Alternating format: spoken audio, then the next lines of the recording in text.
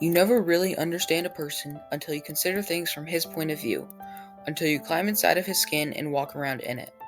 This is one of the many important quotes in To Kill a Mockingbird. The book To Kill a Mockingbird is told from the perspective of young Scout Finch. She tells the story of how her dad, Atticus Finch, a lawyer, teaches her valuable life lessons about empathy, justice, and many more things. The whole big story within the story is the trial of Tom Robinson, accused of raping Bob Eul's daughter, Mayella. The reason why this is so much bigger than it seems is because that Tom is black, and this is one of the very big themes that we see throughout the story of how the town of Maycomb is very, very racist. This all ties back to the theme of social inequity and how social inequity is based on race, ethnicity, and even disabilities, leading to unequal treatment of people. Where we see this in the book is through race and ethnicity. In our courts, when it's a white man's word against a black man's, the white man always wins. They're ugly, but those are the facts of life. This quote, spoken by Atticus, is when he is telling his kids that Tom Robinson is going to get a death sentence because of the color of his skin and the way the jury sees him. Really, the color of his skin? Yeah, it also shows the power contrast. Even if Tom Robinson went up on the stand, gave a flawless speech, compared to a white man giving a terrible speech, the white man would still be more trusted. This goes to show that a white man's word is believed more than a black man's, despite not having a good argument. Another thing this can show is that a black man might not trust the court system anymore and might not want to go through the trouble of going to court, even if he is right, when at the start, everybody knows what the outcome is. This is especially terrible because there are probably a bunch of people who have been wrongly incarcerated because of this. I seen that black N-word yonder rotting on my Mayella. This quote, spoken by Bob Ewell, shows the degrading and dehumanizing language people use towards people of color. Even though back then this type of language was the norm, should that be okay under any circumstances? No, not at all. Now you might be asking yourself, Kim, how does this relate to your life? Well, great question. Now I'm going to talk about another part of social inequity, disabilities. I have a family member who has a very severe mental disability that keeps him from doing many things. As an overview, if he gets overwhelmed, it does not make him right-minded. Some triggers for him are being very overwhelmed and when he does not feel like he has control over a situation.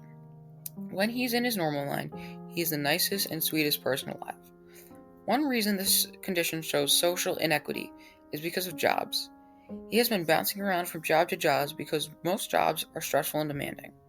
In most places where you work, you will at some point encounter a mean or annoying customer. Even a small trigger like this can set him off. It's hard to keep seeing him like this because my family and I know he wants to have a steady job and work a lot, but it's just really hard for him. Another thing this does is that it makes him resistant to asking for help because he fears judgment from everybody around him. This also cuts down on his own self-esteem, and because of this, it makes him socially isolated and it reduces the amount of help he will and can get. The problem of social inequity is also a problem in the world we live today. The more obvious answers are due to social and economic impacts. On the social side, there's decreased social stability, and when people feel disempowered, they are likely to take part in unfriendly activities. On the other hand, economic impacts can lead to decreased health and well-being. The not-so-obvious answer is the moral and ethical concerns.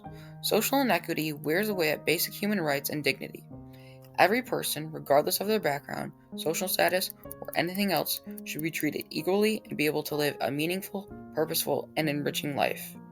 The other reason why social inequity is so unfair is due to the discriminatory distribution of resources in a society. This can lead to a state where some individuals have unfair advantages and disadvantages due to resource allocation. How can people cope with social inequity? First, teach yourself.